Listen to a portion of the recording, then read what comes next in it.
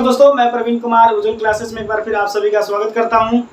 दोस्तों, आज का टॉपिक जो हमारा है वो है अनसैचुरेटेड हाइड्रोकार्बन के प्रकार, ठीक ना। तो इससे पहले वाले वीडियो में मैंने आपको पढ़ाया हाइड्रोकार्बन्स और हाइड्रोकार्बन्स के प्रकार, ठीक ना। तो यहाँ पे आज हम लोग पढ़ने वाले हैं अनसैचुरेटेड हाइड्रोकार्बन के प्रकार, ठीक ना। तो इसको पढ़ने से पहले हम जान लेते हैं फिर कि आखिर ये अनसैचुरेटेड हाइड्रोकार्बन है क्या, ठीक ना।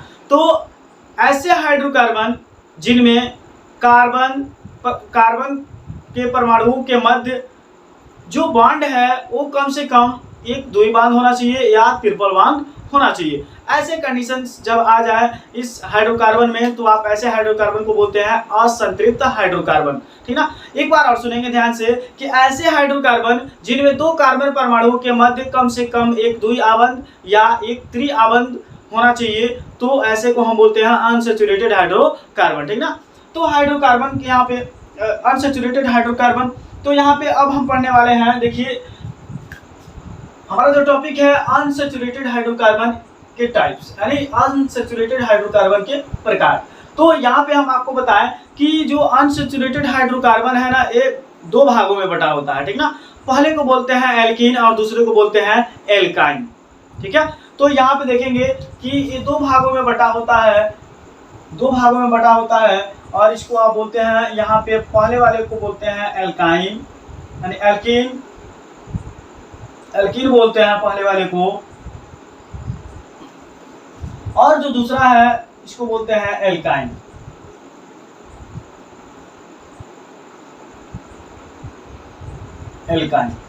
ठीक ना। तो यहाँ पे हम पहले वाले को पहले जानेंगे कि क्या होता है, फिर हम दूसरे को जानेंगे, ठीक है। तो जो यहाँ पे जो पहला है क्या है, एल्कीन। क्या है, एल्कीन। एल्कीन का मतलब यहाँ पे हम जानेंगे, ठीक ना।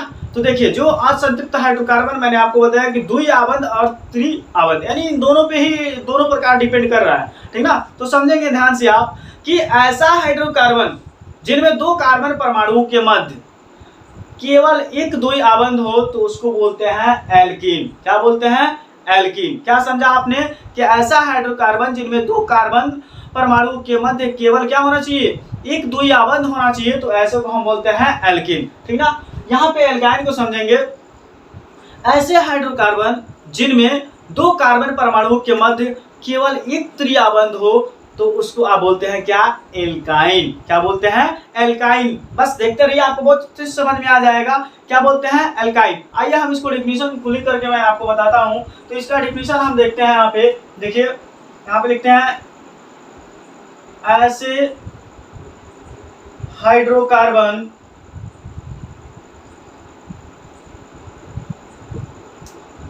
जिनमें दो कार्बन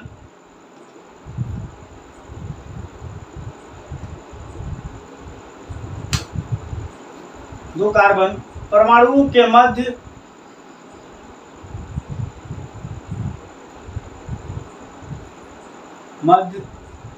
कम से कम एक द्विआबंध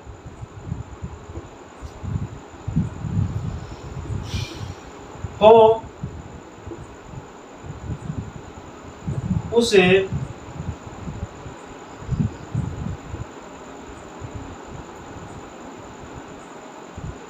एल्कीन कहते हैं। क्या आप बोलेंगे कि ऐसे हाइड्रोकार्बन जिनमें दो कार्बन परमाणुओं के मध्य कम से कम एक द्विआबंध हो उसे एल्कीन कहते हैं, ठीक ना। अब यहाँ पे देखेंगे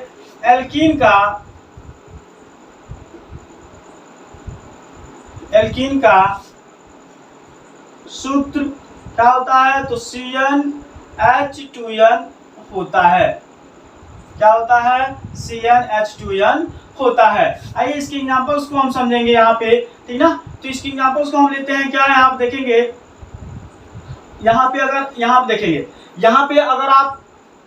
आपको दिक्कत हो रहा है फार्मूले से ना, तो आपको घबराने की जरूरत नहीं है। देखिए यहाँ पे हम लिख देते हैं जो N है, N क्या है, तो N number of carbon atoms है।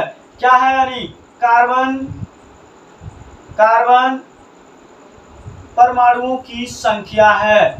एन क्या है? कार्बन परमाणुओं की संख्या है। ठीक है, एन क्या है? कार्बन परमाणु की संख्या। आइए इसको हम इसके एग्जांपल से समझते हैं। पहला इसका एग्जांपल क्या ले रहे हैं हम? एथीन। क्या लेने जा रहे हैं? एथीन। यहाँ पे पहला C2H4 है जिसका नाम है एथीन। क्या नाम है? एथीन। ठीक है ना, तो यहाँ पे हमें दिखाना है एथीन। यहाँ पे क्यों हम आपको बताने जा रहे हैं? क्योंकि हमें बताना क्या है यार, यहाँ पे हमें बताना है यहाँ पे कि जो यहाँ पे कार्बन है ना, एक कार्बन यानी जो आप पढ़ रहे हैं क्या? हाइड्रोकार्बन। क्या पढ़ रहे हैं? हाइड्रोकार्बन। और हाइड्रोकार्बन में भी आप क्या पढ़ रहे हैं? Unsaturated hydrocarbon. और अनसैचुरेटेड हाइड्रोकार्बन में क्या पढ़ रहे हैं? एल्कीन। और एल्कीन का डिमांड है कि इसमें जो हाइड्रोकार्बन होंगे ना, उसके जो दो कार्बन होंगे वो दोनों कार्बन किससे जुड़े होंगे भाई? किससे जुड़े होंगे? तो दो आबंध से जुड़े होंगे। दो आबंध से जुड़े होंगे। तो हमें यहाँ पे बताना है कि कैसे जुड़े होंगे। तो आप ध्यान दें, यहाँ देखिए कार्बन की संख्या 2 है ना, हमने यहाँ पे कार्बन को 2 है, यहाँ पे हमने क्या लिख दिया? कार्बन 2 लिख दिया। ठीक है, और यहाँ पे इसकी डिमांड क्या है? कम से कम क्या होना चाहिए? द्विआबंध होना चाहिए। तो द्विआबंध का मतलब डबल बॉन्ड। यहाँ पे क्या होगा? यहाँ पे इसके 2 बॉन्ड, 2 आबंध हो गए ना, या आप क्या बोलेंगे?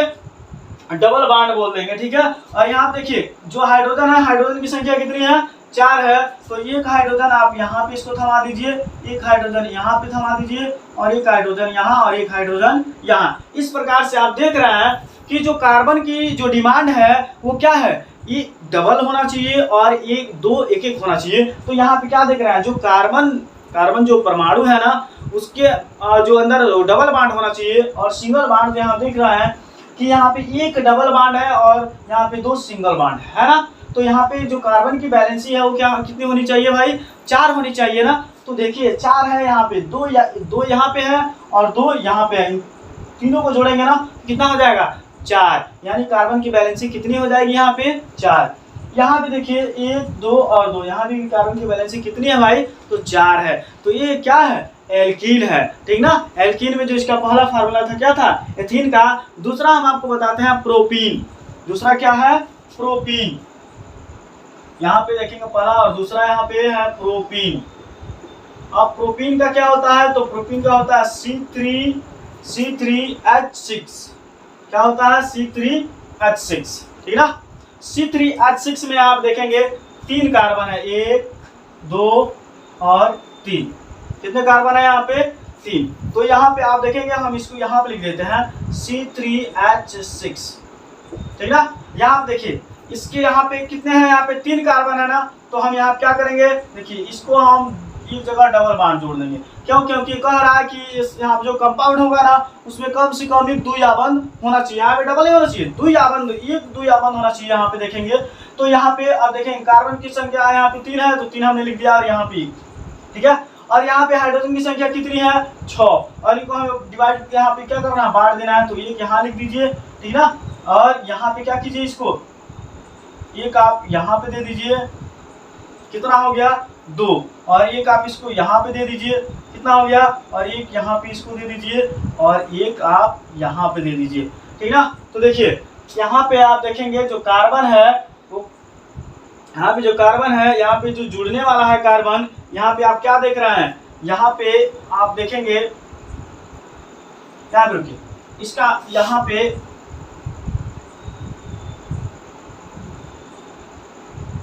जो 3 कार्बन है, यहाँ पे हम लिखेंगे 3 कार्बन। तो यहाँ पे तो डबल बॉन्ड से जुड़ जाएगा, और एक यहाँ पे सिंगल बॉन्ड से जुड़ जाएगा। ठीक ना, तो यहाँ पे जो 6 हाइड्रोजन है ना, तो यहाँ पे एक हाइड्रोजन यहाँ पे इसको दे दीजिए, एक हाइड्रोजन इसको दे दीजिए। ठीक है, और एक हाइड्रोजन आप इसको दे दीजिए, और एक हाइड्रोजन इसको दे दीजिए, और एक हाइड्रोजन इसको दे दीजिए। देखिए कितना हाइड्रोजन हो गया? 3 और 2 5, 1 6 हाइड्रोजन हो गया। अब आप देखेंगे यहाँ पे ध्यान से आप देखेंगे, यहाँ पे क्या देख रहे हैं? यहाँ पे कि जो कार्बन है, यहाँ पे 3 कार्बन है ना, तीनों कार्बन में एक द्विआबंध है। हमें यहाँ शर्त पूरा करना था कि इसमें हमें क्या होना चाहिए? एक द्विआबंध होना चाहिए। अब यहाँ देखिए 1 यानी 2 हो गया, और 2 एक कार्बन की वैलेंसी 4 हो गई। यहाँ पे देखिए कार्बन 1 यहाँ पे है, तो 2 2 यानी 1 1 और 2, यहाँ पे भी कार्बन की वैलेंसी 4 हो गई, और यहाँ पे क्या? कार्बन की वैलेंसी 4 हो गई। तो ये क्या है? ये है एल्कीन।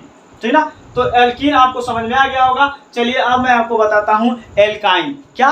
एल्काइन। बने रहिए वीडियो में, देखिए आपको बहुत अच्छे समझ में आ जाएगा एल्काइन क्या होता है। तो यहाँ पे इसके हम डेफिनेशन को लिख रहे हैं, ऐसे हाइड्रोकार्बन जिनमें दो कार्बन परमाणुओं के मध्य एक त्रिआबंध हो, उसे एल्काइन कहते हैं। क्या कहते हैं? एल्काइन कहते हैं। इसका सूत्र CnH2n-2 होता है। ठीक है। तो यहाँ पे हमने क्या लिखा कि ऐसे हाइड्रोकार्बन जिनमें दो कार्बन परमाणु के मध्य एक त्रिआबंध हो उसे एल्काइन कहते हैं। एल्काइन का सूत्र क्या होता है? तो CnH2n-2 होता है। क्या होता है? CnH2n-2 होता है। यानी n क्या है यहाँ पे? तो कार्बन परमाणु की संख्या है। यहाँ पे n क्या है? तो कार्बन परमाणु की संख्या है। आइए अब इसके एग्जांपल्स को हम समझते हैं। क्या होता है इसके एग्जांपल्स को हम समझेंगे तो पहला क्या लेंगे? एथाइन। क्या लेंगे? एथाइन। C2H2 जिसको हम बोलते हैं एथाइन। क्या बोलते हैं? एथाइन। क्योंकि इसका सफिक्स क्या होता है? आइन होता है। इसका सफिक्स आइन होता है। हम बताएंगे आपको, जब इसका नामकरण बताएंगे ना तो हम आपको वहाँ पे पूरा डिटेल्स बताएंगे। यहाँ पे सिर्फ हम इसको एल्काइन को समझ रहे हैं, यहाँ पे नेमिंग से हमें मतलब नहीं है। ठीक है। तो C2H2 को हम बोलते हैं एथाइन। अब यहाँ पे हमें ट्रिपल बॉन्ड को रिप्रेजेंट करना है। तो देखेंगे आप, दो कार्बन है, यहाँ पे हम दो कार्बन लिख दिए। ठीक है ना। और यहाँ पे क्या कर रहा है? यहाँ पे जो दो कार्बन है कार्बनों के मध्य, जो कार्बन परमाणु के मध्य कितने होने चाहिए आबंध? यहाँ पे त्रिआबंध होना चाहिए, ट्रिपल बॉन्ड होना चाहिए। तो यहाँ पे आप क्या करेंगे? 3 बॉन्ड यहाँ पे दे देंगे। ठीक है। और यहाँ 2 हाइड्रोजन है तो 1 हाइड्रोजन आप यहाँ जोड़ देंगे, 1 हाइड्रोजन आप यहाँ जोड़ देंगे। इस प्रकार से क्या हो जाएगी? कार्बन की वैलेंसी कंप्लीट हो जाएगी। ठीक है। तो ये क्या रहा? एथाइन। क्या रहा? एथाइन। फिर आप यहाँ पे देखेंगे क्या है? नेक्स्ट प्रोपाइन है। क्या है? यहाँ पे प्रोपाइन का यहाँ पे होता है C3H6। ठीक है ना। क्या होता है? C3H6। तो कैसे यहाँ पे जुड़ा होता है देखेंगे। यहाँ पे आप देखिए 3 कार्बन यहाँ पे रख लेंगे। कितना? 3 कार्बन। ठीक है। 3 कार्बन यहाँ पे रखेंगे हम, और यहाँ पे क्या करेंगे? यहाँ पे हम इसको दिखाएंगे कि कैसे जुड़ता है। तो यहाँ पे देखेंगे आप ऐसे, तो यहाँ पे एक कितना जुड़ जाएगा? ट्रिपल बॉन्ड से जुड़ जाएगा। ठीक है। कितना जुड़ जाएगा? ट्रिपल बॉन्ड से। और यहाँ पे आप ऐसे जोड़ दीजिए इसको। ठीक है। और उसके बाद फिर आप इसको जोड़ दीजिए एक, यहाँ पे आप इसको देखिए एक बार। और यहाँ पे प्रोपाइन की स्ट्रक्चर को मैं बताता हूँ आपको। यहाँ पे क्या ले रहे हैं हम? प्रोपाइन। यानी प्रोपाइन का फार्मूला क्या होता है? C3H6 होता है। ठीक ना। C3H6 को हम यहाँ पे जब दिखाएंगे तो C3H6 को यहाँ पे हम लिखेंगे C, फिर C यानी 3 कार्बन को हम लेंगे। यहाँ पे 3 कार्बन को हम जोड़ेंगे कैसे? तो यहाँ पे एक H से जुड़ जाएगा। ठीक है। और ये इसके बीच में ट्रिपल बॉन्ड हो जाएगा और एक यहाँ पे हो जाएगा। ठीक है। तो यहाँ आप देखेंगे कि अब इसकी वैलेंसी तो कंप्लीट है। अब इसकी वैलेंसी हमें देखना है तो एक हाइड्रोजन यहाँ पे जोड़ दीजिए, एक हाइड्रोजन यहाँ पे और एक यहाँ पे। ठीक ना। और कितना हो गया? 3 1 4। और यहाँ पे कितने बच रहे हैं आप? वो सर यहाँ पे कितना होता है इसका? प्रोपाइन का यहाँ पे जो इसकी संख्या होगी 4 होगी। ठीक ना। तो यहाँ पे इस प्रकार से क्या हो जाएगा? प्रोपाइन का C3H4 होगा। तो आप देख रहे हैं कि यहाँ पे 3 हाइड्रोजन 1 हाइड्रोजन यहाँ पे। इस प्रकार से आप देखेंगे जो प्रोपाइन में है, ये जो कार्बन जो जुड़ने वाला है ट्रिपल बॉन्ड से जुड़ा है, तो यहाँ पे 1 और यहाँ पे 3 यानी 4 हो जाएगा। और यहाँ पे कार्बन के साथ जुड़ने वाले 4 हो जाएंगे। तो इस प्रकार से इसकी बैलेंसी क्या हो जाएगी? कंप्लीट हो जाएगी। तो इसको हम बोलेंगे क्या? एल्काइन। ठीक ना। तो आप इसका स्क्रीनशॉट ले लीजिए।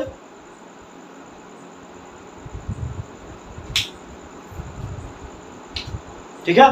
तो मैं ऐसा करता हूं कि आपको ये आज का जो टॉपिक रहा असंतृप्त हाइड्रोकार्बन के प्रकार, जिसमें हमने आपको बताया एल्कीन और एल्काइन, काफ़ी अच्छे से समझ में आया होगा। अगर आपको कहीं से डाउट है तो आप वीडियो को बार बार इसको देखिए, आप अपने डाउट्स को क्लियर कीजिए, और उससे भी नहीं समझ में आता है तो आप कमेंट बॉक्स में जरूर कमेंट करके बताइए, ठीक ना, आपके डाउट्स को क्लियर किया जाएगा। इस प्रकार से ये रहा आपका क्या, असंतृप्त हाइड्रोकार्बन, ठीक है। थैंक्स फॉर वॉचिंग वीडियो, जय हिंद।